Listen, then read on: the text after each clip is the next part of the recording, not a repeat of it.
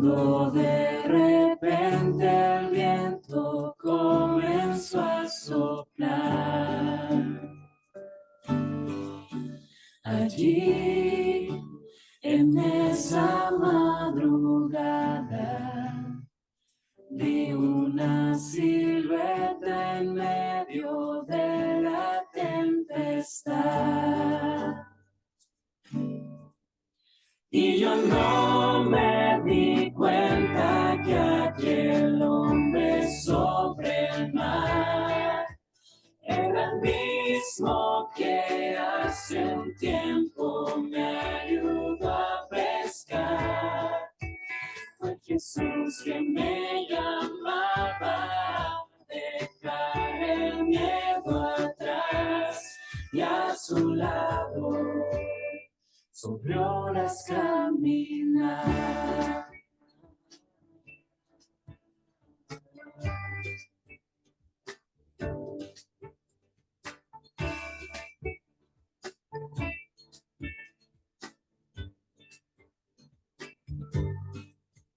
Jesús, te sigo a donde vayas, incluso si me llamas por el agua a caminar.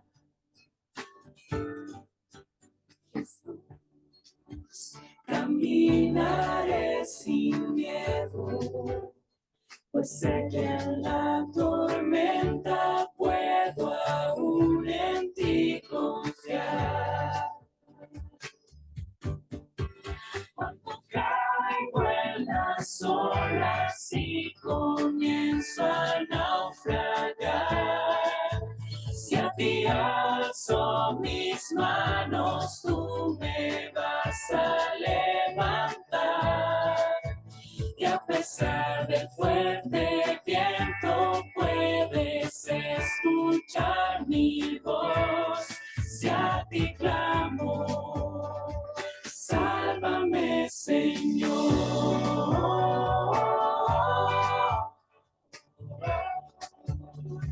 Sálvame, Señor.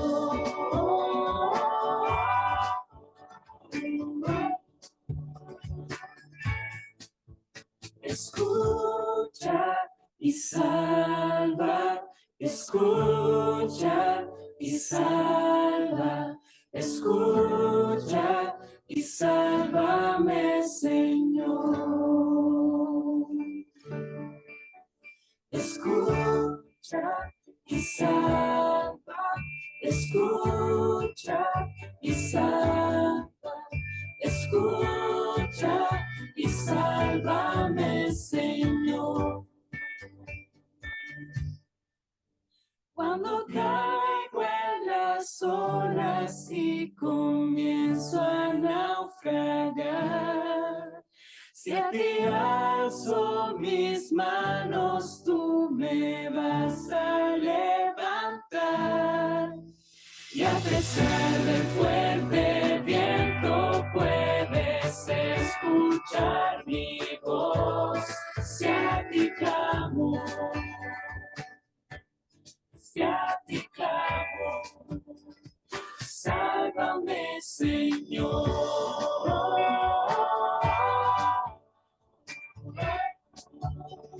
Sálvame, Señor.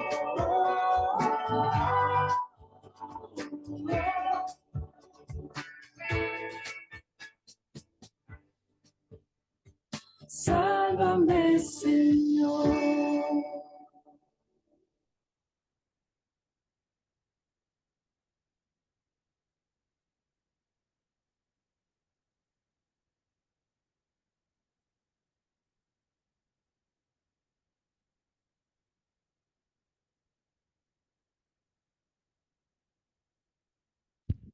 ¿Aló? Sí, ya, perfecto.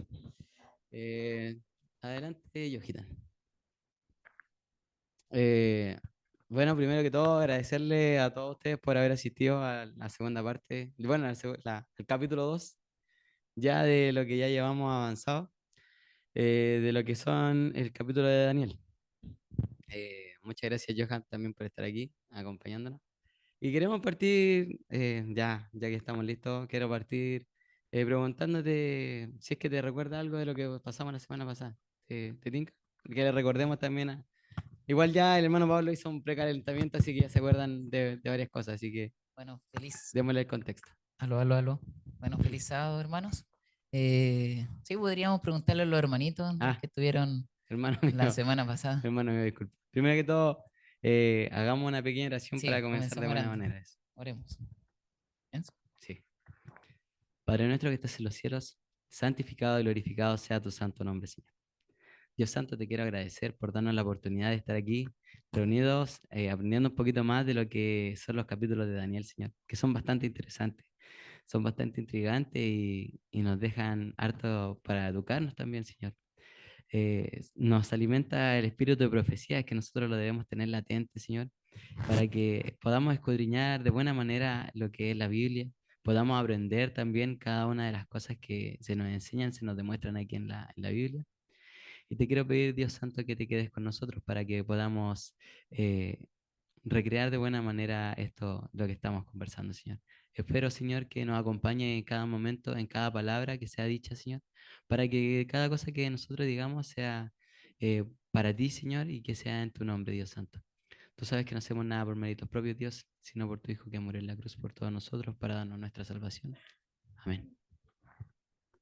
Ya, ahora sí, Bueno, hermanito. recordar también porque veo cierto caras nuevas, tal vez no estuvieron el sábado pasado. Sí. Recordar que al final vamos a dejar una parte para opiniones y preguntas, ya que surjan a raíz del tema. Así que si tienen ahí, no sé, un papelito para anotar o en su celular, ahí pueden hacerlo y después preguntar. Bueno, y no sé, queremos dar la posibilidad de que algún hermanito comente, ¿cierto?, acerca de lo que vimos el sábado pasado, Alguien que así como bien, bien resumidamente, a grandes rasgos, a ¿qué es lo grandes que se rasgos, pasó en claro. el primer capítulo? ¿De qué consistió?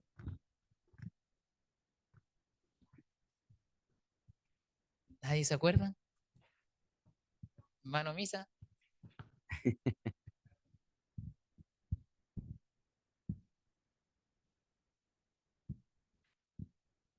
¿sí? ¿Judá? ¿Sí? Bueno,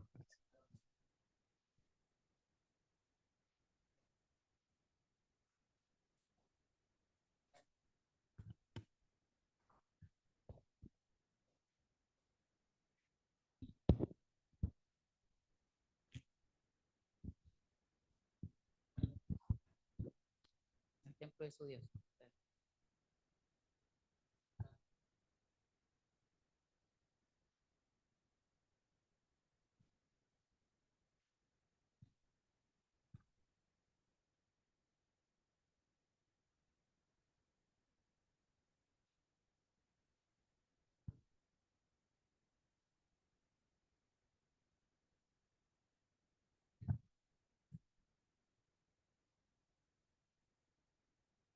Muy bien, muy bien. Ya.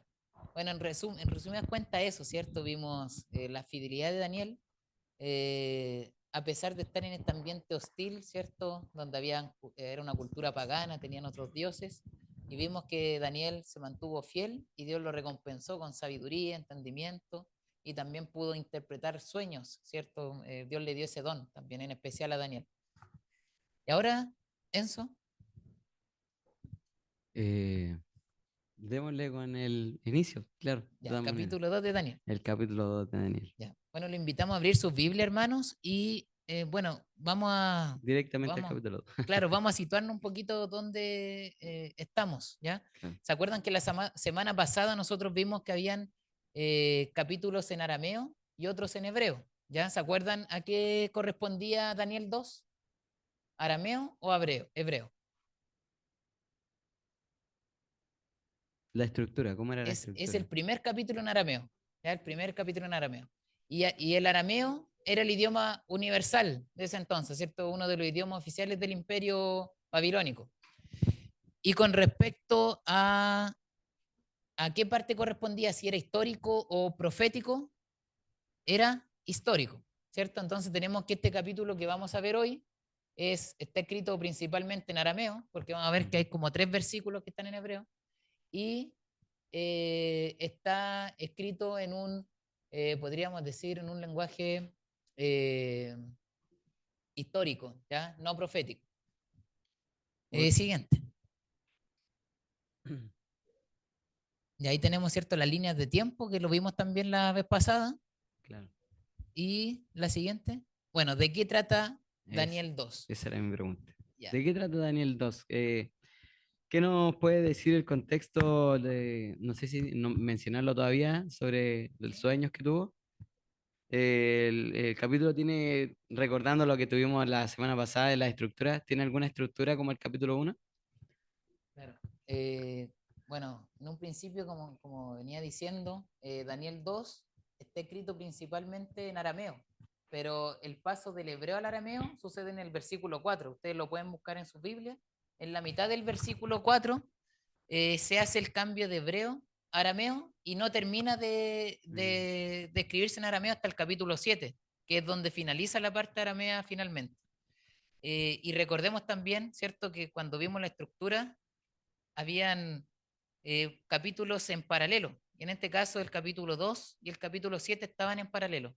Ambos hablan de un sueño, ¿cierto? Que habían 4 reinos sucesivos y que después de estos reinos sucesivos, ¿cierto?, iba a haber un quebrantamiento, ¿cierto?, en el último, iba a venir después el reino del Mesías y iba a reinar para siempre. Ambos tienen esa misma temática, tanto el 2 como el capítulo 7. ¿Ya? Y Enzo me preguntaba acerca del sueño, ¿ya? Exacto. Ambos relatan sueños, ¿ya? Y en este caso, ¿cierto? En el capítulo 2 tenemos que el sueño lo tiene el rey Nabucodonosor, ¿ya? Y este sueño acongojó mucho al rey porque él tenía la necesidad, ¿cierto?, de saber qué iba a acontecer en su futuro. Tenemos que en esos tiempos el rey era un rey joven, tenía un poco más de 20 años, Nabucodonosor. eh, Decía que era el segundo año de su reinado, bueno, ahí vamos a ver después. Entonces él tenía temor, temor de que esos reinos que él subyugó se fueran a rebelarse ante él, o tal vez que dentro de su mismo reino hubiera traición. Entonces por eso el rey tenía esa preocupación de saber qué iba a acontecer en el futuro. Y ese sueño que recibió, justamente él pensaba que Dios le estaba dando una respuesta a esa preocupación que tenía. Entonces, por eso estaba tan acongojado. Ya ahí vamos a ver después. Entonces, ¿comenzamos con el principio de la lectura? Sí, podríamos ver la estructura y comenzamos con la primera Ah, ya, parte. perfecto, perfecto. Ya, nuevamente, aquí Daniel 2 tiene una estructura. ¿Se acuerdan cómo se llama esa estructura?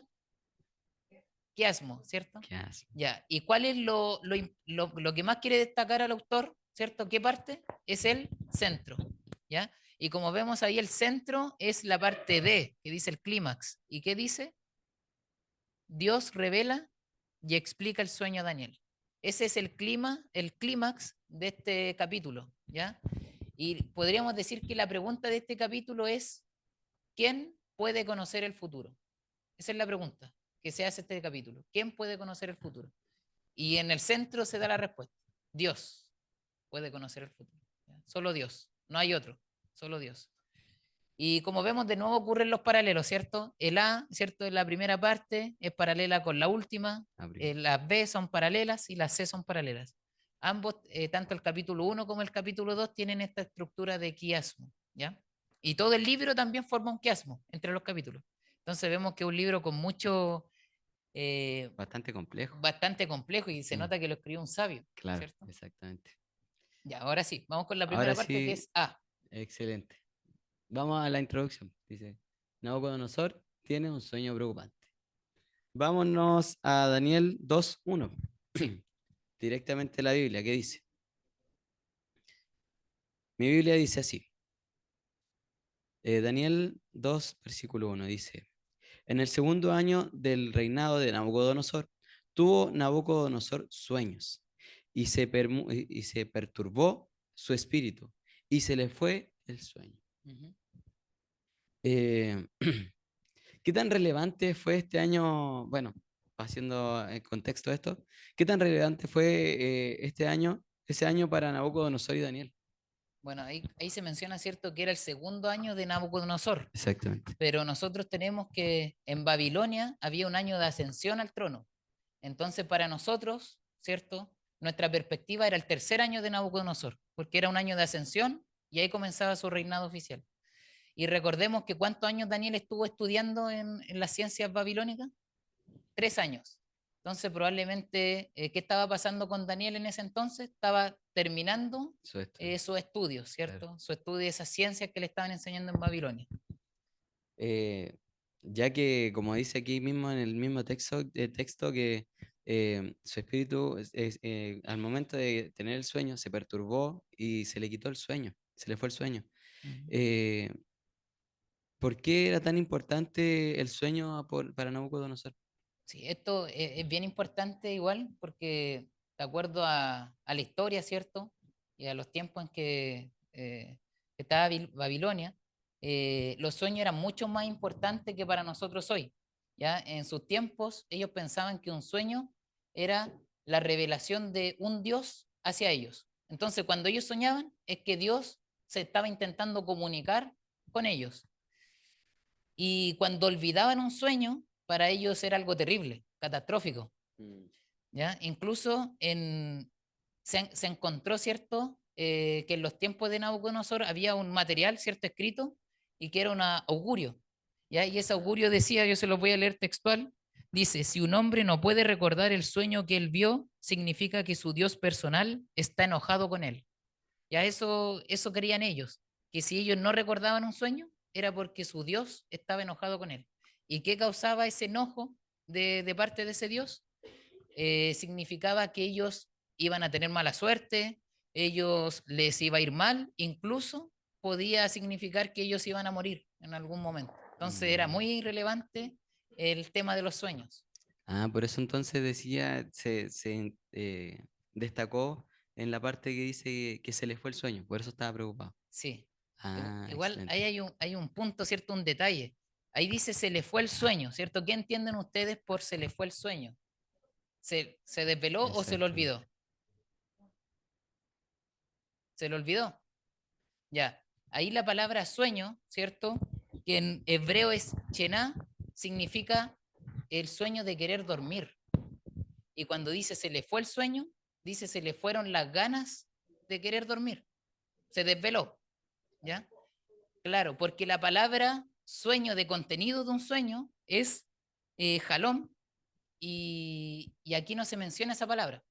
Entonces, el versículo 1 nos está diciendo que a él se le fueron las ganas de dormir. Se desveló, se preocupó y no pudo dormir más. Y esto lo vemos en otros textos de la Biblia también, como por ejemplo en Esther y en Daniel también, donde se menciona justamente esto, que personas se desvelaron porque o sea, no No pudieron dormir consideraron el debido sueño. a algún acontecimiento. Ah, ya, perfecto, perfecto, excelente. Sigamos con la lectura entonces. ¿Sí? Ujú. Claro, Ya. del 2 al 13. Vamos entonces, exactamente. Segunda de Daniel, versículos del 2 al 13. Y dice, hizo llamar el rey a magos, astrólogos, encantadores y caldeos para que le explicasen sus sueños. Vinieron pues y se presentaron delante del rey. Y el rey les dijo, he tenido un sueño y mi espíritu se ha turbado por saber el sueño. Entonces hablaron los caldeos al rey en lengua aramea. Rey, para siempre vive. Di el sueño a tus siervos y te mostraremos la interpretación. Respondió el rey y dijo a los caldeos, el asunto lo olvidé, el asunto lo olvidé, y no me mostráis el sueño y su interpretación. Seréis hechos pedazos y vuestras casas serán convertidas en muladares. Y si me mostraseis el sueño y su interpretación, recibiréis de mí dones y favores y gran honra. Decidme pues el sueño y su interpretación. Respondieron por segunda vez y dijeron, diga el rey el sueño a sus siervos y le mostraremos la interpretación. El rey respondió y dijo, yo conozco ciertamente que vosotros ponéis dilaciones porque veis que el asunto se me ha ido. Si no me mostráis el sueño para una sola sentencia, el sueño, una sola sentencia hay para vosotros, ciertamente prepararéis respuesta mentirosa y perversa que decir delante de mí. Entre tanto que pasa el tiempo, decidme pues el sueño, para que yo sepa que me podéis dar su interpretación. Los caldeos respondieron delante del rey y dijeron, no hay hombre sobre la tierra que pueda declarar el asunto del rey. Además de esto, ningún rey, príncipe ni señor preguntó cosa semejante a ningún mago, ni astrólogo, ni caldeo, porque el asunto que el rey demanda es difícil y no hay quien lo pueda declarar al rey, salvo los dioses, cuya morada no es con la carne.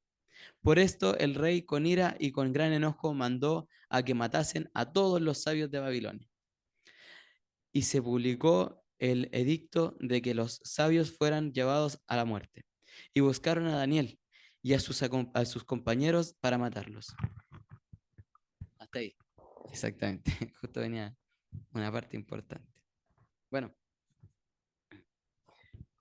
¿cuál era la importancia de que los adivinos en estos tiempos de Babilonia? ¿Cuál era la importancia de ellos?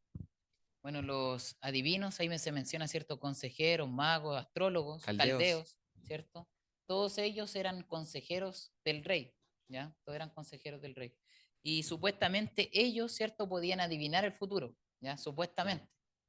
Y ahí se menciona caldeo, ¿cierto? Que en ese tiempo tenía doble significado. Inicialmente tenía el significado de eran las personas de la región de Caldea, ¿ya? Pero después con el tiempo eh, el significado, bueno, pasó a ser doble, ¿cierto? Porque también se refería a un grupo especializado de adivinos, ¿ya? Claro. Era un grupo especial de adivinos que estaban al lado del rey.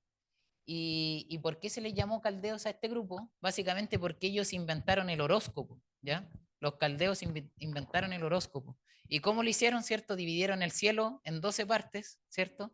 Las constelaciones, y de acuerdo, ¿cierto? Al mes, ¿cierto? En que nacía una persona, ¿cierto? De acuerdo a la constelación que estaba arriba, ellos intentaban predecir el futuro, ¿cierto? Con respecto a estos movimientos de la estrella y todo lo demás. Entonces vemos que desde ese tiempo, ¿cierto? Existe el tema del horóscopo y ellos intentaban, ¿cierto? A través de esto predecir el futuro. Y en ese tiempo Babilonia era, podríamos decir, el centro de adivinación. En todo el mundo era el mayor centro de adivinación. Entonces podríamos decir que ese era su fuerte, supuestamente. Excelente. Estábamos hablando de caldeos y astrólogos, ¿cierto? Claro, Y además de la adivinación. sí. Eh, ¿Qué nos dice la Biblia respecto a lo que es la adivinación? Bueno, la Biblia es bien categórica, ¿cierto?, en decir que la adivinación, ¿cierto?, está prohibida por la Biblia. Hay varios versículos que mencionan eso. Y la adivinación que no viene de parte de Dios tiene dos posibles vías. Una, ¿cierto?, es que es algo engañoso totalmente, ¿cierto? Como que vayan a alguna persona y les diga algo. Uno es que sea engañoso. Y lo otro, ¿cierto?, es que provenga de Satanás. Pero bien sabemos que Satanás tampoco puede saber el futuro. Él puede intuir algo, ¿cierto? Él sabemos que es bastante inteligente, conoce bastante psicología, ha vivido por miles de años, entonces a través de ese conocimiento él puede intuir ciertas cosas, ¿cierto? Puede intuir nuestras debilidades, puede intuir qué puede pasar, pero no puede saber el futuro en lo absoluto. Solamente Dios es el que conoce el futuro. Y por eso también la Biblia nos dice que no consultemos a adivinos, ni magos, ¿cierto? Ni hechiceros, y condena eso. Claro, por eso como que intentan de saber un poquito más, como simplemente para informarse y darte informaciones Claro, que son básicas, por decirlo así. claro. Igual como dato, a pesar de que Babilonia era el centro de adivinación en mundial, ¿cierto? El rey estaba dudando de estos magos y astrólogos. Si nosotros leemos, o sea, volvemos a leer el versículo, ¿cierto? El rey decía que ellos preparaban, hacían dilación del asunto, Exactamente, porque a eso es lo que dudaba iba. de ellos, estaba Claro, dudando. Entonces ahí vemos que a pesar de que supuestamente eran los mejores en adivinación, no estaban siendo capaces de saber lo que el rey había soñado. claro.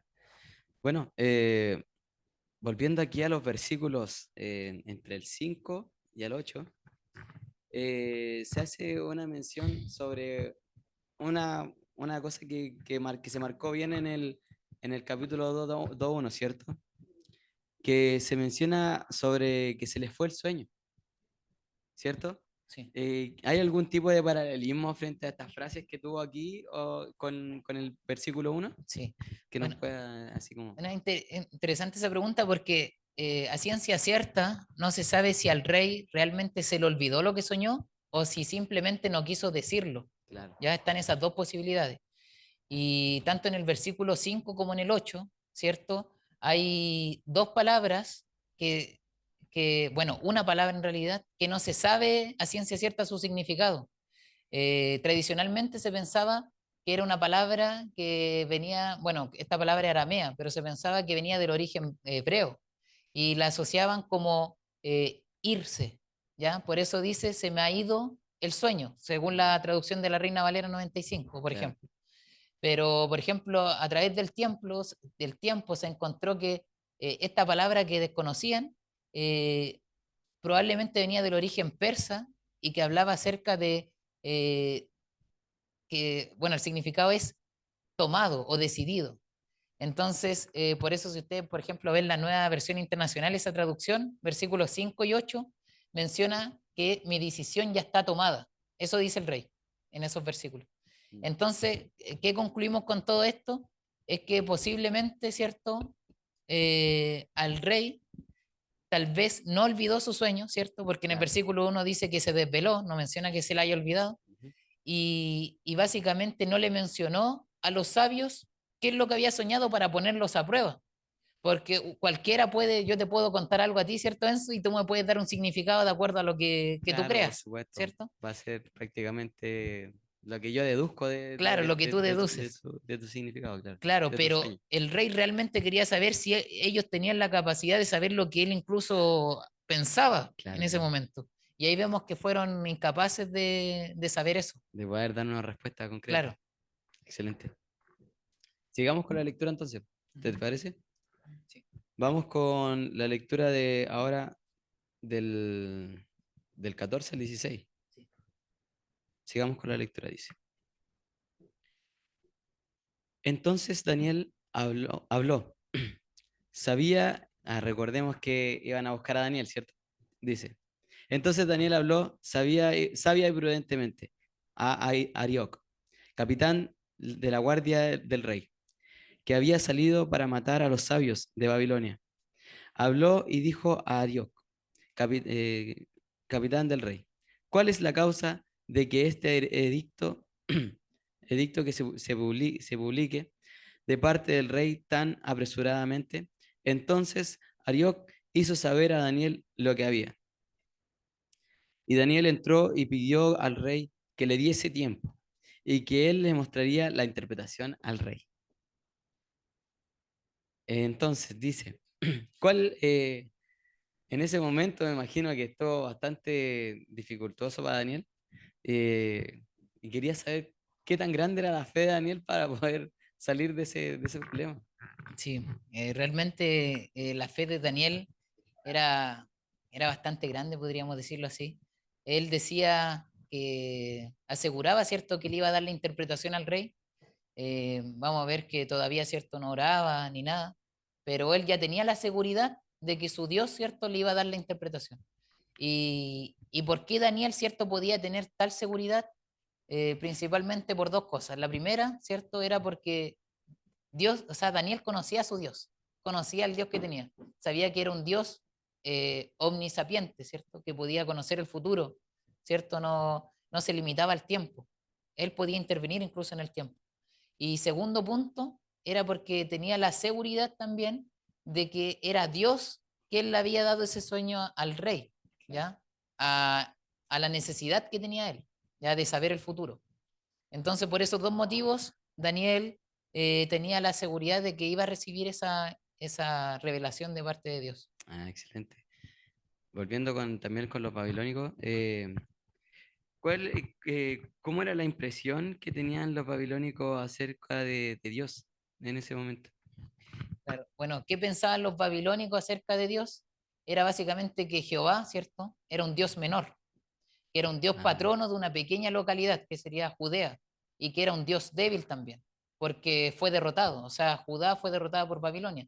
Incluso entraron en su templo y él no fue capaz de poder evitar que robaran las cosas de su templo y que Claro. derrotaran a su pueblo. Claro, venían de una guerra que habían Claro. perdido. Entonces ellos veían a su Dios como un Dios débil, ¿ya? A Jehová como un Dios débil. Entonces no le importaba realmente si existía o no, Ah, ¿ya? Pero según Daniel, ¿cierto? Daniel 1, versículos 1 y 2, nos dice que fue Dios quien permitió, ¿cierto? De que su pueblo cayera fuera en- derrotado, claro. ¿cierto? Entregado a Babilonia. Y también fue que él quien permitió también que fuera saqueado, ¿cierto? Su templo. Entonces podemos ver que a pesar, ¿cierto? Que parece una derrota, realmente era un plan que tenía Dios a través de estos acontecimientos que estaban ocurriendo. Todo era un plan de Dios, Claro, ya lo tenía todo, ¿viste? claro, ¿Cuál era el propósito que Dios tenía para revelar la voluntad a través del sueño de Nabucodonosor? claro. Ahí, bueno, algo llamativo, ¿cierto? De por qué Dios usó este medio, que era el sueño, ¿cierto? Este tipo de revelaciones. Y era básicamente porque, como mencionaba anteriormente, Babilonia, el fuerte de Babilonia era la adivinación, ¿cierto? Para ellos era muy importante los sueños, porque como decía, ellos pensaban que era Dios quien se intentaba comunicar con ellos. Entonces Dios quiso poner a prueba a esos adivinos de Babilonia y lo hizo a través de su punto fuerte, supuestamente fuerte. Pero finalmente se dieron cuenta que no podían, eran Ninguno incapaces pudo, claro. de conocer el futuro. Entonces, Daniel, ¿cierto? A través de este capítulo, ¿cierto? Le menciona al rey de que hay un Dios que puede revelar los sueños. Dice Excelente. que no es por causa de él, ¿cierto? No es por causa de él, no es por causa de lo que él aprendió esos 3 años en Babilonia, sino que hay un Dios el cual conoce el futuro y el cual le iba a dar la interpretación. Entonces Dios Excelente. quería usar este medio para poder dejar bien en claro, ¿cierto?, de que era el único que podía conocer el futuro. Claro, él está demostrando de lo capaz que era. Claro. Excelente. Sigamos con la lectura. Ujú. ¿Te parece? Sí. Vamos a Daniel 2, versículos 17 al 23. Dice, luego se fue Daniel a su casa e hizo saber lo que había a Ananías, Misael y Azarías, sus compañeros, para que pidiesen misericordias del Dios del cielo sobre este misterio, a fin de que Daniel y sus compañeros no pereciesen con los otros sabios de Babilonia. Entonces el secreto fue revelado a Daniel en visión de noche, por lo cual bendijo Daniel al Dios del cielo. Y Daniel habló y dijo, sea bendito, sea bendito el hombre de Dios, el nombre de Dios de los siglos en los siglos, porque suyos son el poder y la sabiduría. Él muda los tiempos y las edades, quita reyes y pone reyes, da sabiduría a los sabios y la ciencia a los entendidos. Él revela lo profundo y lo escondido, conoce lo que está en las tinieblas y con él mora la luz. A ti, oh Dios de mis padres, te doy gracias y te alabo, porque me has dado sabiduría y fuerza, y ahora me has revelado lo que te pedimos, pues nos has dado a conocer el asunto del rey. Excelente. Excelente. Daniel había estado escribiendo los versículos en prosa, sin embargo aquí hay una parte en la que cambia de verso. Claro. ¿Cuál fue el objetivo de cambiar esta forma de la escritura? Claro, ahí como podemos ver, ¿cierto? Eso fue lo que leímos, que recién leímos. Y pueden ver que la estructura podríamos decir que cambia, ¿cierto? La primera parte es prosa histórica, ¿cierto? Que se ve todo así como rectificado, parejito. Y en la parte que está así como no rectificado, ¿cierto? Es la parte de... eh, se me fue la palabra, tú la habías mencionado. El, Prosa. en prosa, claro. No, perdón, verso, ¿ya? Entonces, ¿por qué Daniel cambia de esta estructura, ¿cierto?, de la escritura? es básicamente porque él quiere destacar esa parte. ¿Y qué está mencionando ahí? Ahí está mencionando los atributos de Dios y bendice a Dios Claro, está por esos agradeciendo. atributos que tiene. Mm, excelente. ¿Qué nos puedes decir sobre los atributos de Dios que menciona Daniel en estos versos, en estos momentos? Bueno, ahí se menciona, ¿cierto? Daniel parte diciendo, destacando el poder, ¿cierto? Y la sabiduría de Dios. Esos dos atributos, el poder y la sabiduría. Y en la teología cristiana, nosotros hoy en día, al poder infinito de Dios y a la sabiduría infinita de Dios, nosotros le llamamos la omnisciencia, omnisapiencia, perdón, para la sabiduría, y omnipotencia para su poder, ¿cierto? Y básicamente Daniel destaca esos dos atributos en esa alabanza que podemos ver ahí. Claro. Y nosotros también lo podemos ver en lo que sigue mencionando más adelante. Dice que el poder de él se revela, ¿cierto? A través de que él muda los tiempos. Él pone y quita reyes. O sea, él tiene el poder para interceder en la historia. ¿Ya? Es el único que tiene poder para interceder en la historia. Por otra parte, su sabiduría, ¿cierto? Se manifiesta en la parte que dice que él revela lo profundo y lo escondido. Después dice, conoce lo que está en tinieblas y con él mora la luz, ¿ya? Entonces, lo que es oculto para el ser humano, ¿cierto? Lo que es tinieblas para el ser humano, que es el futuro, nosotros no sabemos qué va a acontecer, Dios lo conoce, Dios lo sabe, es su omnisapiencia.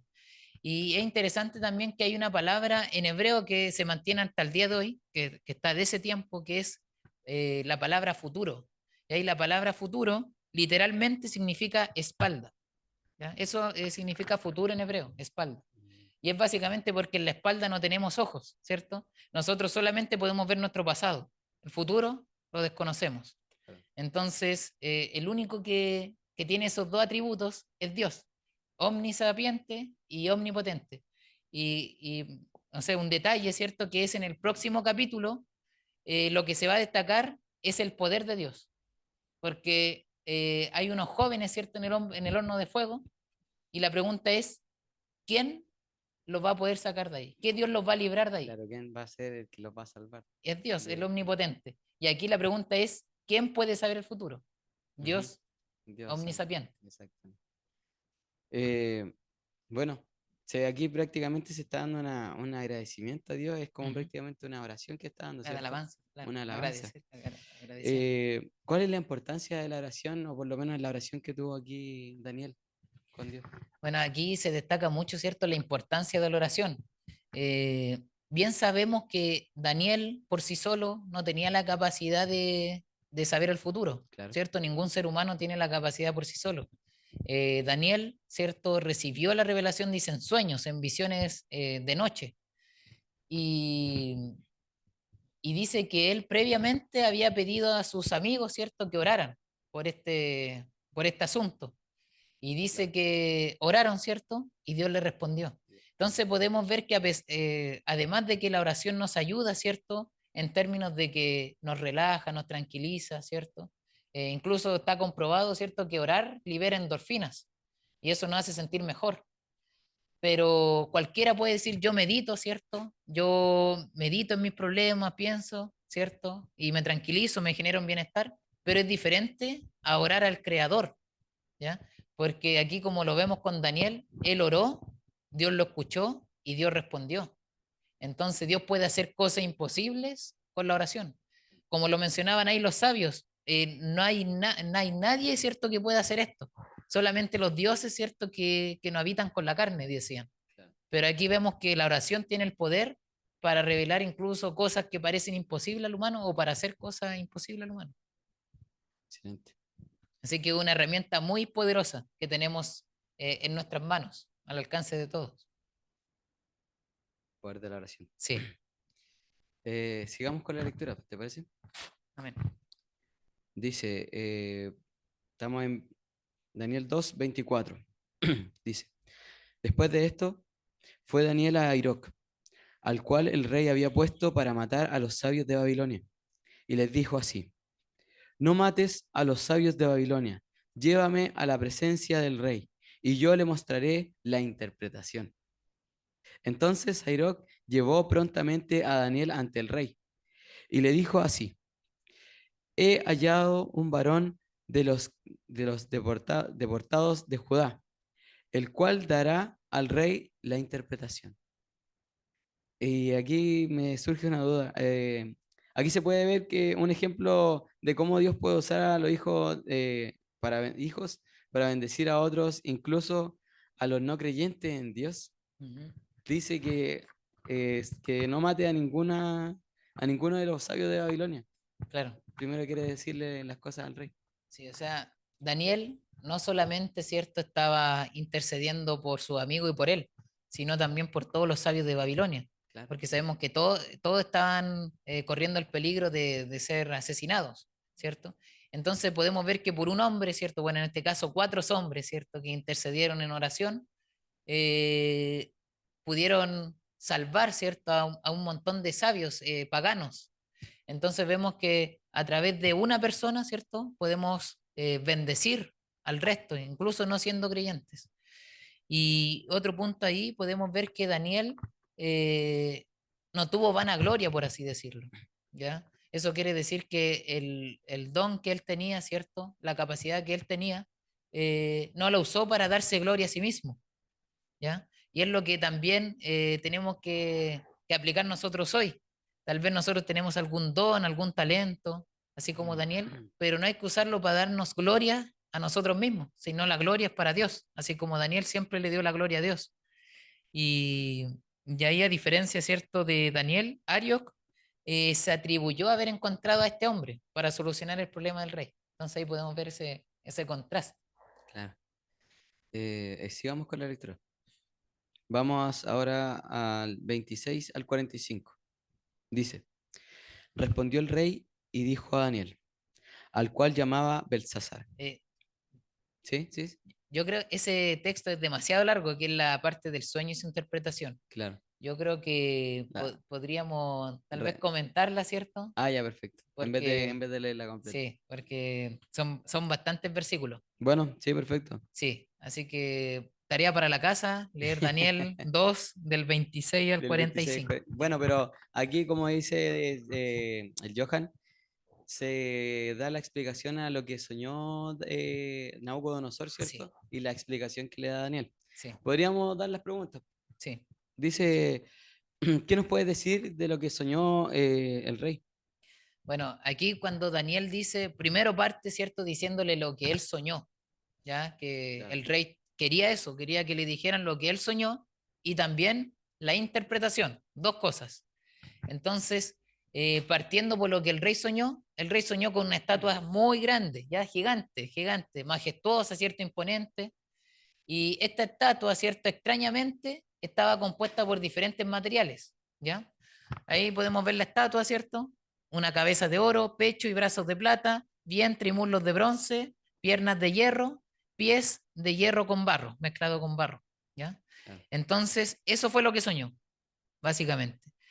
¿Y qué sucedía con esta estatua? ¿Cierto? Dice que una piedra, ¿cierto?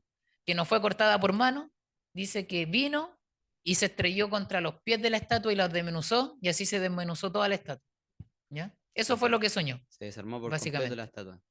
Se desarmó por completo, ¿cierto? La piedra chocó contra los pies, que Ujú. podríamos decir que es el punto débil de la estatua, Claro. y desmenuzó toda la estatua. Podríamos destacar, ¿cierto? Vamos a analizar parte por parte en detalle, la cabeza, los brazos, con el pecho, todo en Sí. detalle, pero a grandes rasgos podríamos decir que si nos damos cuenta, la dureza del material va aumentando a medida que baja. No, va El, nos va no, aumentando, claro, va disminuyendo a la medida que dureza. baja. No, va aumentando la dureza. O sea, Ay, su moldeabilidad va disminuyendo. va Por disminuyendo. ejemplo, el oro es más moldeable que la plata Claro, más que claro. el bronce más que el hierro, Sí. ¿ya? Pero su valor monetario y su belleza va Van decayendo, disminuyendo. van decayendo. Claro, el oro, el más valioso, Es más después viene la valioso. plata, después el bronce, después el hierro, ¿ya? Y básicamente representa muy bien la historia de la humanidad, ¿cierto? Como los reinos, ¿cierto? Han tenido, o sea, los imperios, ¿cierto? Los reinos han tenido cada vez más poder armamentístico, ¿cierto? Más sabiduría, más ciencia, más entendimiento. pero sus valores, su valor, ¿cierto? Ha ido disminuyendo, sus valores. Entonces ahí podemos destacar eso, a grandes Eh, rasgos. ¿Vamos a proceder con cada parte o más adelante vamos a ir con eso? Vamos ahora a proceder con cada parte, Ya, con perfecto. cada parte. ¿Ya? Entonces, a ver, Sarita, la anterior, Analicemos. quería ver qué decía ahí. Ya, no, vamos a seguir a la siguiente, ya, Sigamos. porque eso lo vamos a ver ahora. Vamos con la cabeza de Babilonia, la cabeza de Nabucco. Ya, la cabeza, ya, ¿quién representará la cabeza de oro? Bueno, ahí Daniel en su mismo, en esa misma revelación, ¿cierto? Le dice directamente al rey, tú rey eres la cabeza. Le dice de lleno, ¿cierto? Le da al tiro Ya, el perfecto. significado de la cabeza. Ujú. Y, y bueno, tanto en Apocalipsis como en Daniel, la palabra rey es intercambiable con reino, ¿ya? Rey y reino son intercambiables. Entonces, la cabeza no solo simboliza a Nabucodonosor como rey, sino a todo su dominio, ¿ya? Todo su dominio. Y no tan solo representa su dominio, sino representa el imperio total, o sea, todos los reyes que vinieron después de él, babilónicos, ¿ya? Entonces, básicamente la cabeza representa toda Babilonia, toda Babilonia. Y esto lo podemos confirmar porque Daniel en la misma interpretación dice que después de ti vendrá otro reino inferior al tuyo, ¿ya? Entonces ahí se está haciendo referencia al siguiente reino, ya no es Babilonia. Claro. Entonces con eso podemos entender que, no, que Babilonia es todo, todo, ¿cierto? Todo con respecto a todos los reyes que vinieron después de él, de Babilonia, etcétera, etcétera, y todos sus dominios. Claro. Otra cosa, ¿cierto?, que podemos ver es que Nabucodonosor entendió bien, ¿cierto?, lo que significaba, ¿cierto?, lo que le había explicado Daniel, porque él vamos a ver que en el capítulo siguiente, él manda hacer una estatua completa de oro. Esta estatua medía 27 metros de altura y estaba completamente hecha de oro, ¿ya? Entonces, ¿qué quería demostrar con eso? Que quería que su imperio se mantuviera para siempre, el imperio babilónico. No quería que vinieran otros reinos, porque sabemos que los diferentes materiales significan diferentes reinos, ¿ya? Pero vamos a ver que a pesar de su grandeza, ¿cierto? La grandeza de Babilonia, Dios es el que pone y quita reyes y su reino fue reemplazado por otro. También tenemos que el oro, ¿cierto? Era característico de esta nación porque Nabucodonosor, ¿cierto? Había subyugado a varias naciones y se había llevado todo el oro de estas naciones, incluyendo el templo de Salomón. Se llevó todo el oro del templo, ¿ya? Y su ciudad, ¿cierto? Estaba, podríamos decir, estucada con oro. O sea, había oro por todas partes, ¿ya? Era un material que predominaba ahí en Babilonia. Entonces caracteriza muy bien a esta nación. Y ahí podemos ver el tiempo en que este imperio estuvo vigente, que era del 605, ¿cierto? Antes de Cristo, hasta el 539 antes de Cristo, ¿ya? Por ese periodo se mantuvo Babilonia como imperio. Y algo interesante es que bueno, yo creo que conocen este dato, es que Babilonia, ¿cierto? Existió antes de Nabucodonosor, pero, bueno, no como imperio, pero existió, fue la primera ciudad en existir en la Biblia, se menciona en Génesis 11, ¿ya? Que ahí donde dice, habla de la torre de Babel, que se situó, ¿cierto?, en Babel, bueno, en Babel, por cierto, que después viene Babilonia. Pero esta ciudad fue destruida totalmente por Asiria, ¿ya? Y no quedó rastro de esa ciudad que hubo en ese tiempo. ¿Y quién fue el que reconstruyó Babilonia? Fue justamente Nabucodonosor. Y algunos pensaban que Daniel estaba errado, ¿cierto?, en su interpretación porque decía que Nabucodonosor no había fundado Babilonia. Pero gracias a la arqueología podemos ver ahora que Que está en lo había correcto. sido destruida Babilonia por Claro, Asiria y fue Nabucodonosor quien volvió a levantar Babilonia tras las ruinas, ¿ya? exacto. Incluso Babilonia en ese tiempo fue una de las 7 maravillas del mundo antiguo. Ahí estaban los jardines colgantes, los muros más grandes, ¿cierto?, que habían en esos tiempos los tenía Babilonia, la ciudad de Babilonia. Entonces era una cosa impresionante y Nabucodonosor fue quien la construyó. Incluso se han encontrado ladrillos y cada ladrillo tiene el nombre de Nabucodonosor. interesantísimo. Seguimos a la siguiente parte. Ujú. Bueno, aquí se demuestra el mapa. Bueno, ahí está cierto el imperio babilónico. Ya, como podemos ver, ahí está dentro, cierto, del imperio está Judá, cierto, que fue conquistado, también fue conquistado Egipto, cierto, más abajo. También Sí. podemos ver que casi conquista la parte de Lidia. Y bueno, su centro estaba ahí donde dice Babilonia en rojo, ¿cierto? Ahí estaba podríamos decir, la capital. Pero todo ese era el imperio babilónico. Fue Ya para bastante que tengamos extenso. una noción. Igual es importante que vayan viendo la extensión, porque vamos viendo cómo va a ir variando la extensión de cada imperio. Vamos a la parte del torso. Bueno, pasamos a los pechos, a los pechos, al pecho y a los brazos de plata, ¿cierto? Bueno, eh, nosotros a través de la historia pudimos ver que el reino sucesor a Babilonia, el imperio sucesor fue Medo-Persia, pero el mismo libro de Daniel ya mencionaba, ¿cierto? Que Medo-Persia iba a ser el reino sucesor. Si nosotros recordamos Daniel 5, ¿cierto? Cuando se menciona que estaban haciendo fiesta, ¿cierto? El rey Belsasar, nieto de Nabucodonosor, dice que cayó Babilonia y la tomó, ¿cierto? Darío el Medo, ¿cierto? Con 62 años tomó Babilonia. Entonces, ya Daniel menciona que Medo-Persia iba a ser el reino sucesor a Babilonia, ¿ya? Y también lo podemos comprobar a través de otros libros de la Biblia, ¿cierto? Históricos, como Esdras, ¿cierto? Que menciona que Babilonia fue el reino sucesor bueno, Medo-Persia fue el reino sucesor a Babilonia. Y algo a destacar ahí es que Ciro, ¿cierto? Fue el responsable de que se unieran estos dos reinos, por así llamarlo, que es los persas con los medos, ¿ya? Ciro era persa, pero él fue el que unió eh, estos dos reinos para conformarse en este imperio, claro. Y bueno, si nosotros vemos, vamos a pasar al tiro a la otra, antes de verlo. Bueno, si vemos, su extensión fue mucho mayor, Claro. ¿ya? Sí, como Ciro, ¿cierto? Llegó a conquistar Lidia, ¿cierto? Después ahí aparece Egipto, que fue conquistada por su hijo, ¿ya? Ciro no conquistó Egipto, pero su hijo sí. Y vemos que se extendió hasta casi la India. Vemos que allá está India, ¿cierto? Se extendió hasta ese punto. Entonces, en extensión, Medo-Persia abarcó más territorio que Babilonia.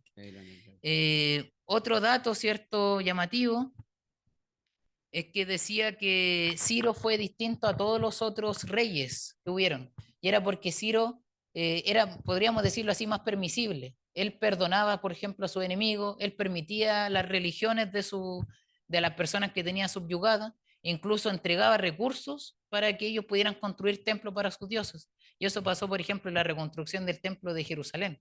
¿Se acuerdan? Que Ciro firmó un decreto y proveyó, ¿cierto?, para que se pudiera reconstruir el templo y permitió. Entonces él podríamos decir que daba esa libertad para que pudieran adorar a los dioses que ellos quisieran. Y algo llamativo es la estrategia que usó Ciro, ¿cierto?, para poder derrotar a Babilonia. Nosotros bien sabemos que Babilonia tenía unos muros gigantes, ya era imposible penetrar esos muros. Y por medio de Babilonia pasaba un río llamado Éufrates. Y este río, ¿cierto?, alimentaba a la ciudad, ¿cierto?, la proveía de todo lo que necesitaban. Sabemos que el agua es fundamental para toda ciudad. Y, y tenemos que Ciro no podía sitiar la ciudad, porque si la sitiaba ellos se podían seguir abasteciendo, pasaba un río por en medio. ¿Y qué forma buscó Ciro? ¿Cierto? Él sabía que por donde pasaba el río, ¿cierto? Eh, podía haber una forma de introducirse a través de ese canal, ¿cierto? Por donde pasaba el río. Y lo que sucedía en que en tiempos de invierno, para que la ciudad no se anegara, ¿cierto? Porque el río subía por las lluvias, lo que hacían era crear un canal artificial. El rey creó un canal artificial y lo que hacía que era en tiempo de invierno desviaba el agua por ese canal artificial para que no se inundara la ciudad. Y lo que sucede es que el rey no era tonto, Nabucodonosor, ¿cierto? Y él sabía muy bien que ese podía ser un posible punto de vulnerabilidad. Entonces, ¿qué hizo Nabucodonosor? Puso barrotes de bronce, ¿cierto? Y puso podríamos decir, cerrojos de hierro, ¿ya? En esa apertura por donde entraba el río y salía. Entonces, básicamente era impenetrable pasar por ahí, a excepción de que hubiera la forma de romper con eso, pero era sumamente difícil. Entonces, ¿qué sucedió? Bueno, es interesante, ¿cierto?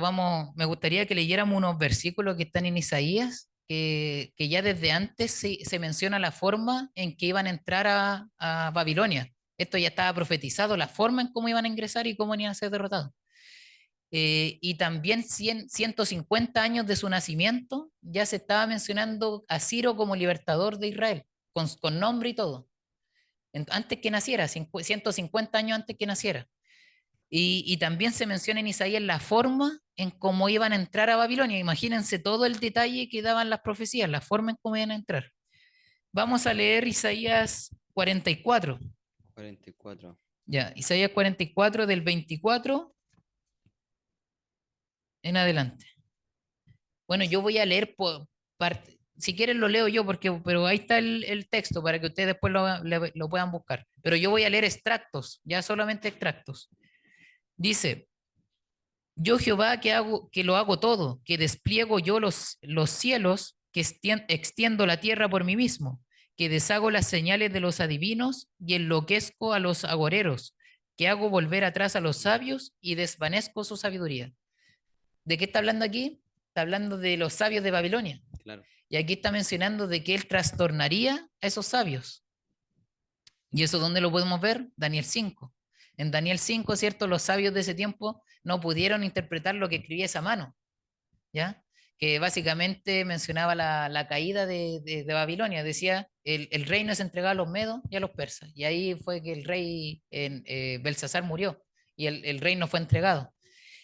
Más adelante dice, yo soy el que dice a las profundidades secaos, yo haré secar tus ríos. Fíjense, yo haré secar tus ríos. Yo soy el que dice de Ciro, es mi pastor y cumplirá todo lo que yo quiero. Al decir a Jerusalén serás edificada y al templo serán puestos sus cimientos. Así dice Jehová a su ungido, a Ciro, al cual tomé yo por su mano, derecha para sujetar naciones delante de él y desatar lomos de reyes, para abrir, pongamos atención a esta parte, dice Isaías 44, del 24 en adelante, hasta el 45.5. Yo solamente estoy sacando pequeños versículos, extracciones de todos esos versículos. Sí, por eso es hasta el 45.5.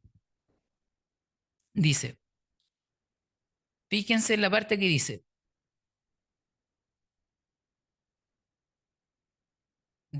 para abrir puertas delante de él, puertas que no se cerrarán. Yo iré delante de ti y enderezaré los lugares torcidos, quebrantaré puertas de bronce y haré pedazos cerrojos de hierro.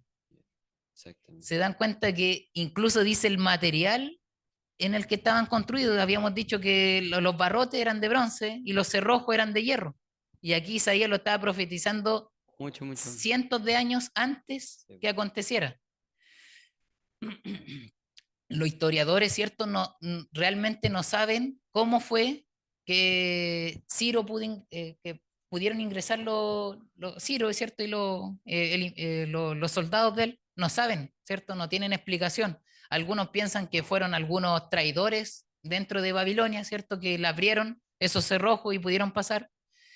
Pero, ¿cierto? Nosotros podemos pensar, ¿cierto? Que incluso el mismo Dios, ¿cierto? Que mandó esa mano y que escribió, ¿cierto? Ese mensaje del final del Imperio de Babilonia, fue el mismo que pudo abrir esos cerrojos y dejar el paso abierto para que entrara Ciro, claro. ¿Cierto? Podemos pensarlo así. Entonces vemos que con detalle se menciona, primero que todo, quién era el que iba a libertarlos, Ciro, ¿cierto? Se menciona que iba a trastornar a los sabios, y fue así porque ellos no tuvieron forma de poder frenar, ¿cierto? Esto que estaba aconteciendo. Y también se menciona el modo en cómo iban a ingresar a Babilonia, que era a través de secar el río Éufrates, ¿ya? Así se menciona, secar el río Éufrates, que es desviarlo y pasar por ahí. Pero lo interesante es que esto estaba abierto. Llegaron y pudieron pasar. Claro. Y algo interesante también es que en Apocalipsis Juan usa esta misma estrategia que usó Ciro para entrar a Babilonia y libertar al pueblo de Dios.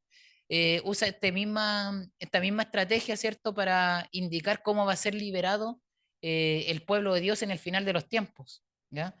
Ahí, ¿cierto? Ciro es un tipo Mesías. Nuestro Mesías viene ahora en su segunda venida, Cristo. Y, y se menciona, ¿cierto?, que va a caer Babilonia, pero ya no es la Babilonia literal, ¿cierto? Es la Babilonia espiritual. Y va a ser, y ahí se menciona que se va a secar el río Éufrates, se menciona en Apocalipsis. Entonces usa la misma terminología, ¿ya? Pero ahora para la liberación del pueblo de ahora, ¿cierto? El pueblo remanente, liberación final.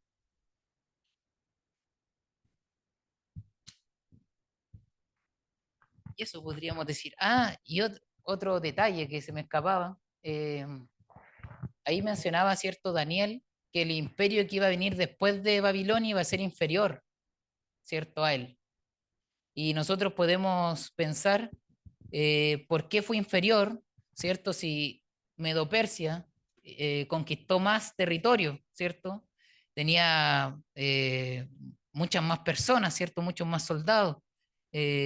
¿Por qué fue inferior? Y básicamente era porque Medo-Persia era básicamente casi analfabeto, ¿ya? Ellos adoptaron el lenguaje, ¿cierto?, de Babilonia. Adoptaron el lenguaje de ellos, que era el arameo, ¿cierto? Ellos lo usaron para su imperio y básicamente quisieron adoptar todo lo de Babilonia porque ellos no tenían cultura, ¿ya? Sobre todo los persas. Ellos sí que no tenían para nada cultura, entonces ellos fueron adoptando todo lo que había dejado el imperio anterior. Incluso si nos ponemos a pensar en Babilonia, ellos empezaron con la escritura 3000 años antes de Cristo, con la escritura. Entonces ellos pudieron extender su conocimiento, sus ciencias, a través del tiempo por su escritura. Incluso Babilonia, podríamos decir que su conocimiento, por ejemplo, el horóscopo y todas esas cosas, traspasaron en el tiempo, incluso hasta los días de hoy. Eh, entonces podemos ver en ese punto que sí fue inferior en cultura, ¿ya? En ese aspecto era inferior a Babilonia, ¿ya? Eso como detalle. Pasemos a la siguiente parte, esa, la cintura. No. Ya, pasamos a la parte... Vientre y muslos de bronce. Ya. Aquí el tiempo, ¿cierto?, que abarca es del 331 hasta el 168 a.C. Bueno, ¿a qué representa este imperio, ¿cierto? ¿A qué imperio representa? Es a Grecia. Grecia se menciona, ¿cierto?, en Daniel, así que podemos verlo inmediatamente a través del libro de Daniel, que el imperio sucesivo fue Grecia, y eso lo podemos ver en Daniel 8, ¿ya? En Daniel 8 yo le voy a leer textualmente donde menciona que Grecia es el imperio sucesor. Dice que fue revelado a través de Gabriel, ¿ya? El ángel Gabriel. Dice, el carnero son los reyes de Media y de Persia. El macho cabrío es el rey de Grecia y el cuerno grande que tenía entre sus ojos es el rey primero. Entonces el mismo Daniel podemos ver que ya dice quién es el sucesor, ya de Medo-Persia, que fue Grecia. Y ahí se menciona, ¿cierto? Algo interesante, que era que algo característico de los griegos era el bronce, ¿ya? Incluso se menciona Ezequiel, en Ezequiel, que los griegos comercializaban el bronce, ¿ya? Y también hubo un faraón, porque recordemos en el imperio anterior que había se me olvidó el nombre, de Ciro, había conquistado Egipto, ¿cierto? Entonces dice que hubo un faraón en esos tiempos en que fue un oráculo y consultó, ¿cierto?, cómo iba a venir la venganza contra los medos persas, cómo iba a venir la venganza. Y este oráculo le dijo que iba a venir por el mar con un hombre cubierto de bronce. Eso le dijo el oráculo. Y bueno, él no creyó, ¿cierto?, este faraón, pero después vio llegando muchos barcos, centenas de barcos, y puros hombres cubiertos de bronce. Entonces estos hombres básicamente usaban el bronce como la armadura, ¿ya? Incluso eso fue uno de los puntos determinantes para que Grecia derrotara a Persia, porque los persas tenían escudos hechos de cuero, ya un tipo de cuero, y los griegos tenían todo su yelmo, ¿cierto? Su coraza, su escudo, su armamento hecho de bronce. Entonces eso fue un factor importante para que derrotaran a los persas. Incluso Egipto se unió a Grecia para poder combatir contra los persas, claro. Y otro dato interesante es que ahí dice que iba a dominar el mundo. Grecia iba a dominar el mundo. Entonces, si nosotros nos ponemos a pensar, ¿Grecia realmente dominó el mundo conocido en ese entonces? No, la respuesta es no. Entonces, ¿a qué se refería con iba a dominar el mundo? Bueno, vamos a ver primero que todo el mapa y después vamos a analizar esa parte. Como podemos ver, el imperio griego se extendió más allá que los imperios anteriores. Incluso dominó partes de las cuales imperios anteriores ni siquiera habían tocado. Ahí podemos ver que llegó a Macedonia, ¿cierto? Ahí arriba. Podemos ver que se extendió más hacia el oriente, más acá, ¿cierto? Hacia arriba, hacia el oriente.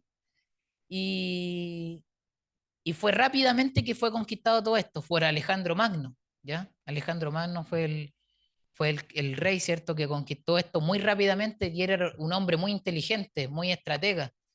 Eh, ¿Y por qué? Ahora vamos a tocar ese punto. ¿Por qué, cierto, dice que iba a dominar el mundo? Y era porque, cierto, en su astucia Alejandro Magno sabía que era algo cíclico. Venía un imperio, caía, venía otro, caía, venía otro, caía, venía otro, caía. Ya eso había pasado con Babilonia y Medo-Persia.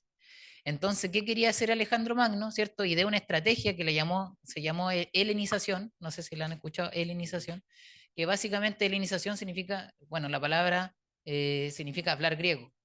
Entonces, él, ¿qué fue lo que hizo?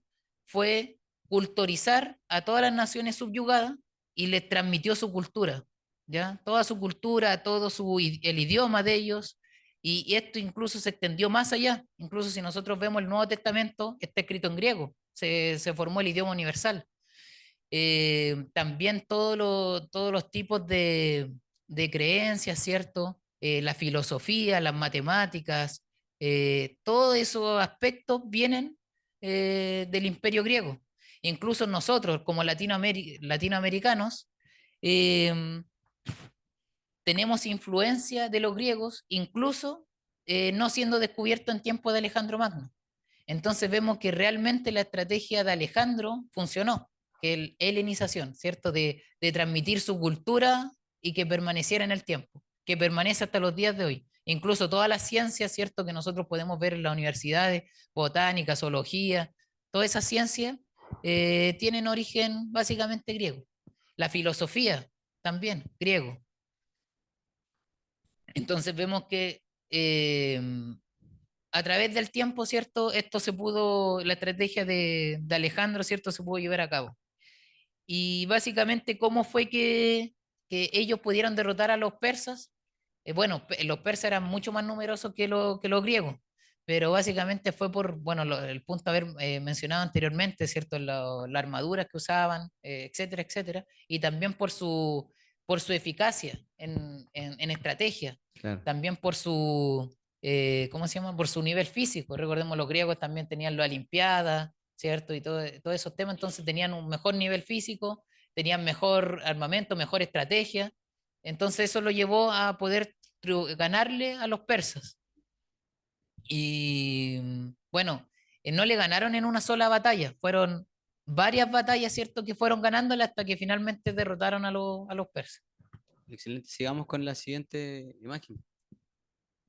Al Vamos imperio, finalizando ya casi con las piernas de hierro, el Imperio Romano. ya, de los imperios anteriores, este es el que más se extendió en el tiempo, ¿ya? Como vemos, se extendió desde el 168 antes de Cristo hasta el 476 después de Cristo.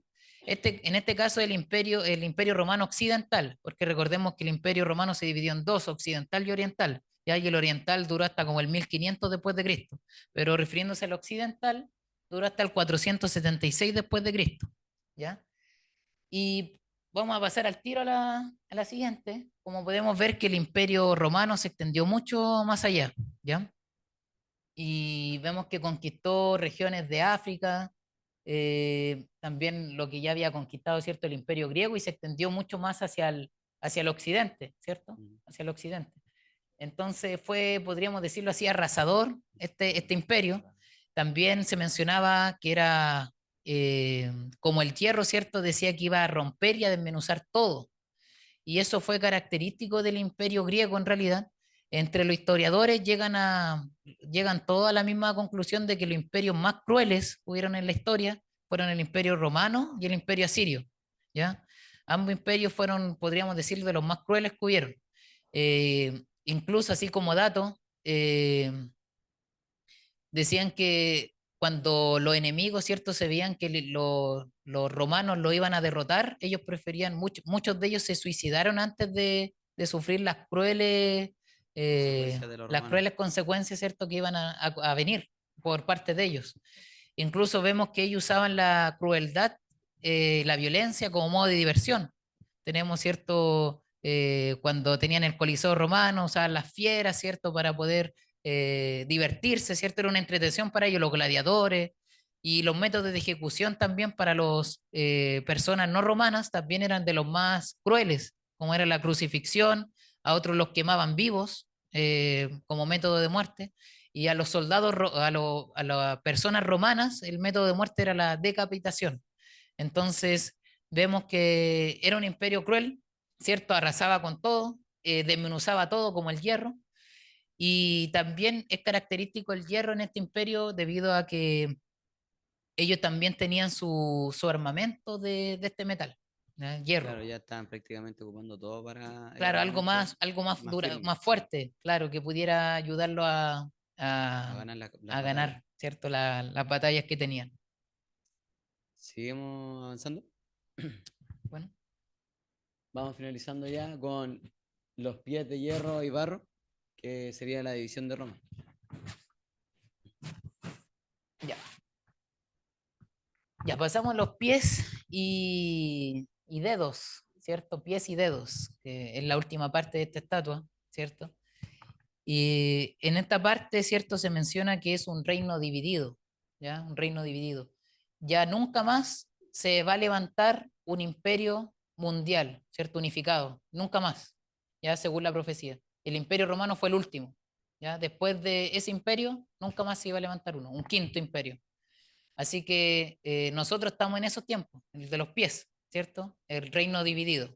Mm. Y es interesante que es, eh, ¿cierto? Está compuesto de hierro, ¿cierto? Que es el material más duro, y barro, que es el material más blando de la estatua. Es más difícil. Vamos a ver qué es lo que significa cada parte. Elena G. de White lo menciona claramente, y ya eso sí, no queda a interpretación. Ella menciona claramente qué significa el hierro y qué significa el barro de los pies. ¿Ya? Ahí vamos a mencionarlo más adelante. Entonces, los pies representan el periodo más largo de la estatua, los más largos. Incluso si nosotros nos ponemos a pensar cuándo fue que cayó el Imperio Romano, fue en el 476, ¿ya? Claro. ¿Y hasta cuándo se ha extendido? Hasta los tiempos de hoy. Hasta los Entonces tiempos lleva hoy. más de 1500 años los pies, ¿ya? Que es más tiempo de lo que tiene todo el estado hacia arriba, ¿ya? Es más largo. Entonces dice que es, ¿cierto?, el más duradero de todos. Y aquí con respecto, ¿cierto?, a los materiales, bueno, ¿qué nos dice el espíritu de profecía que representa el hierro y el barro? ¿Ya? El hierro representa la parte religiosa, Roma papal, y el barro representa a las tribus bárbaras, a los poderes seculares, ¿ya? Hay una parte fuerte y una parte débil, ¿ya? La parte fuerte es la de Roma, Roma religiosa. La parte débil son los poderes seculares, ¿ya? Eh, ¿Y por qué, cierto? A qué va esto? ¿Por qué se usaron estos materiales? Bueno, básicamente, ¿cierto? Tenemos que Roma era, como bien mencionamos, un poder arrasador, cruel, ¿cierto? Que era muy fuerte, ¿cierto? Como el hierro. Y según esto se extendió esto al siguiente, a los pies, ¿cierto? Este material se extendió hacia los pies. Entonces no es algo nuevo, tiene que ser algo que derive de lo anterior. Entonces, nosotros, por historia, sabemos que 100 años antes de que cayera el Imperio Romano, hubo un emperador que ya había decretado a Roma como un imperio católico apostólico romano. Ya lo había decretado como algo religioso. Aparte de Constantino, que tiempo atrás había integrado la religión, el cristianismo como una religión para el Imperio Romano. Entonces tenemos que la parte del hierro, ¿cierto? Simboliza primero, ¿cierto? Esa Roma imperial y después parte de esa Roma imperial se extendió hacia la Roma papal, ¿ya? O sea, era igual de arrasadora, por ejemplo, las tribus bárbaras que habían en ese tiempo, a Roma papal le estorbaron en ese tiempo 3. ¿Y qué hizo? Las eliminó, las extinguió. Entonces podemos ver que tenía ese mismo poder, esa misma crueldad que tenía Arrodilladora como el Imperio Romano. claro, como el Imperio Romano. Incluso eh, el obispo de Roma, ¿cierto? Antes de que cayera Roma imperial, empezó a decrecer su poder cada vez más, mientras el emperador iba decreciendo hasta que finalmente cayó. Pero el obispo siempre fue decreciendo, decreciendo, decreciendo, decreciendo. Y básicamente esta parte de barro se menciona la parte débil, debido a que estas tribus bárbaras, ¿cierto? A pesar de ser tribus feroces, guerreras, ¿cierto? Eran tribus que eran moldeables, ¿ya? No tenían una visión imperialista, como lo hacía el Papa, el obispo de Roma. Él sí tenía una visión imperialista y tenía cultura, conocimiento de muchos siglos atrás, pero estas tribus eran, podríamos decir, tribus sin cultura y que eran fácilmente moldeables. Claro. E incluso si es que no estaban de acuerdo a lo que pensaba Roma papal, la eliminaban básicamente. Entonces vemos que ahí el poder estaba en Roma, no estaba en esa tribu bárbara, el poder estaba en Roma. Entonces ahí podemos dejar en claro, ¿cierto?, qué simbolizan los pies. También algo interesante a mencionar es que Daniel hace una distinción, ¿ya?, entre los pies y los dedos de los pies, ¿ya? Son diferentes periodos de tiempo, ¿ya? Diferentes periodos de tiempo. Ustedes pensarán, ¿qué significan los pies y los dedos de los pies? Pueden buscarlo en sus Biblias, yo les voy a dejar el dato si lo quieren anotar.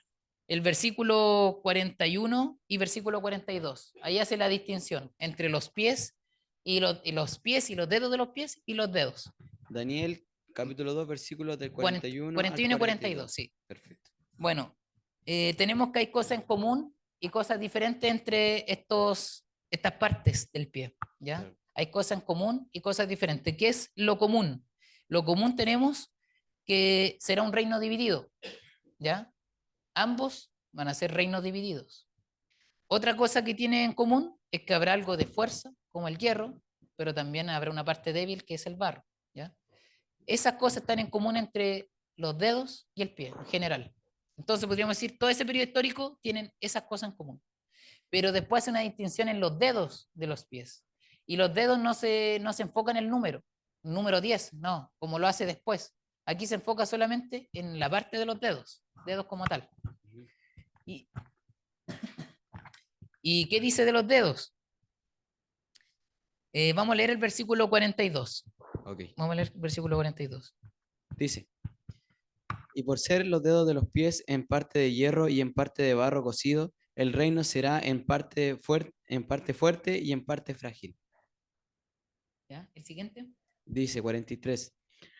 Así como viste el hierro mezclado con barro y se mezclarán por medio de las alianzas humanas, pero no se unirán el uno con el otro, como el hierro no se mezcla con el barro.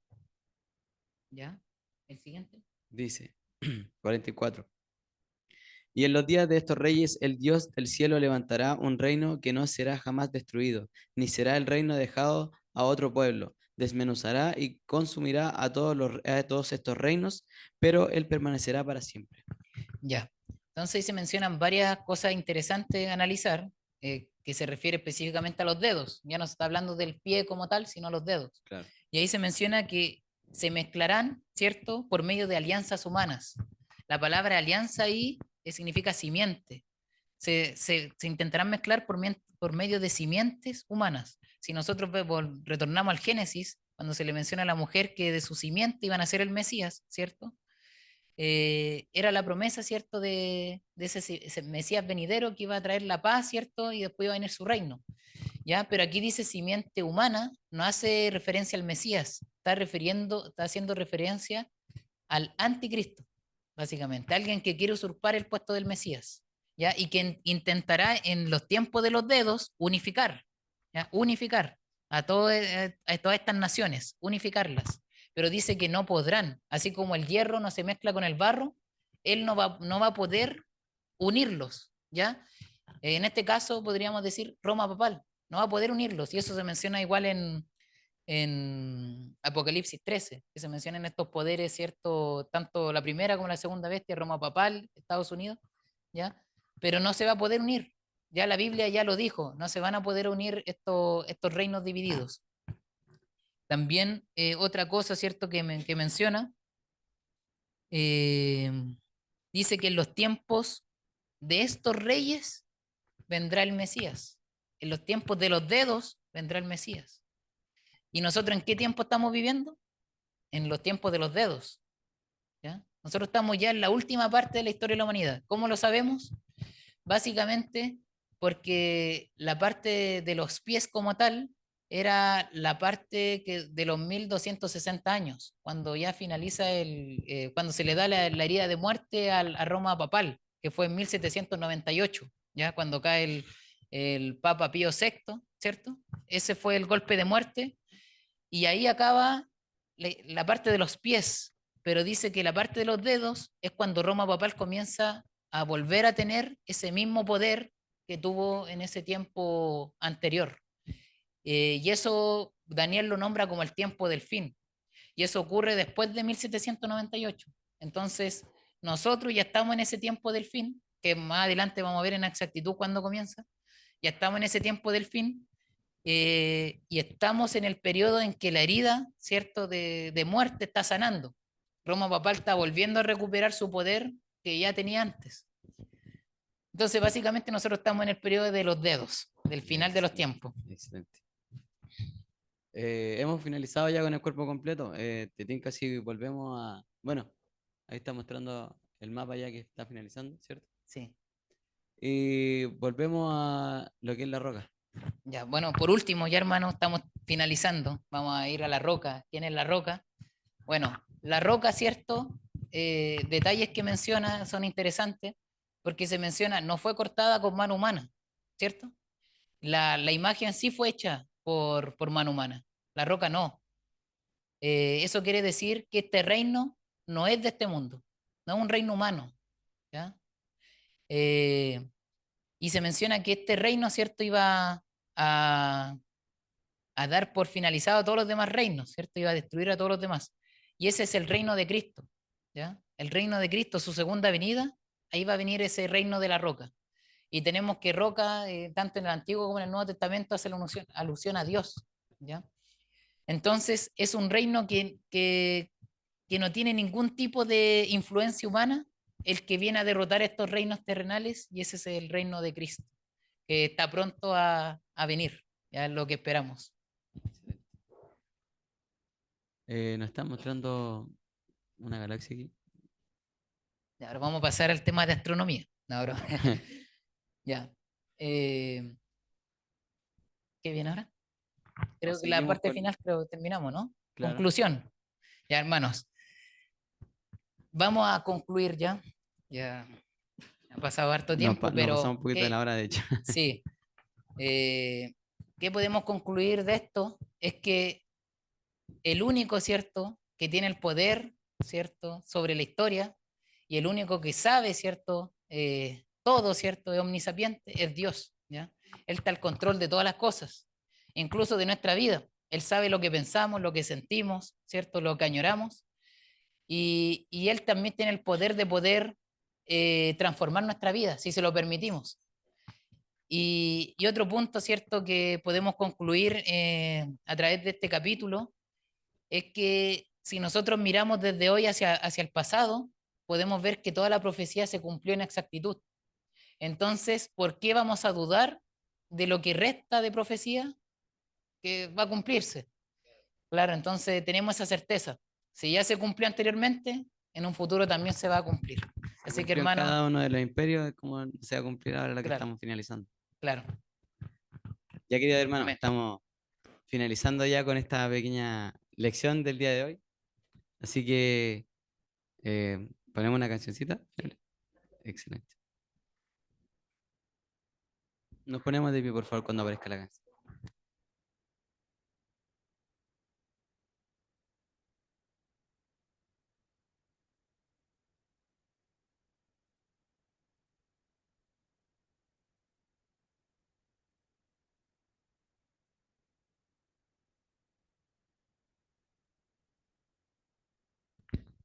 Querido hermano, vamos a despedir a Johan, que se tiene que ir a otra iglesia, así que le damos las gracias. Así que nos vemos la próxima semana, Johan. Gracias.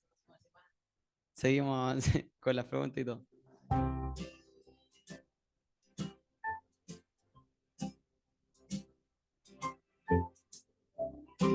Tengas miedo de ser diferente, aunque se burle y te juzgue la gente. Nada por fe, contra corriente. Sé muy valiente, renueva tu mente, nunca lo olvides, eres el remanente, nada por fe, contra corriente.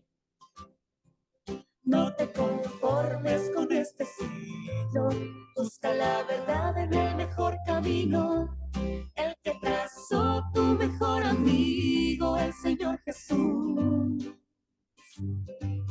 Y cuando encuentres su voluntad, abrázala fuerte y jamás la pierdas, pues te dará verdadera paz y felicidad.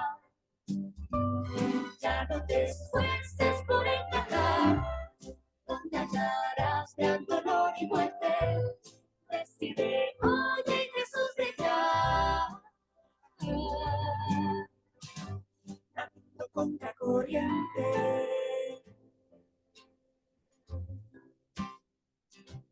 nadando contra corriente.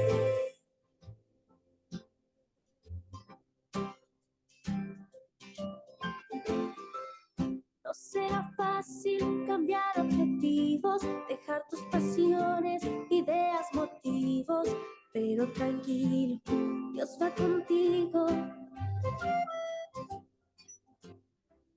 Dios te dará de sus dones divinos, lo notarán familiares y amigos y preguntarán dónde fuiste o quién vino. No te conformes con este siglo, busca la verdad en el mejor camino, el que trazó tu mejor amigo, el Señor Jesús. Y cuando encuentres su voluntad, abrázala fuerte y jamás la pierdas, pues te dará verdadera paz y felicidad. Ya no te esfuerces por encajar, donde hallarás gran dolor y muerte.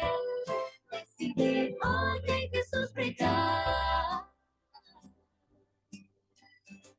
Nadando contra corriente, Nadando contra corriente.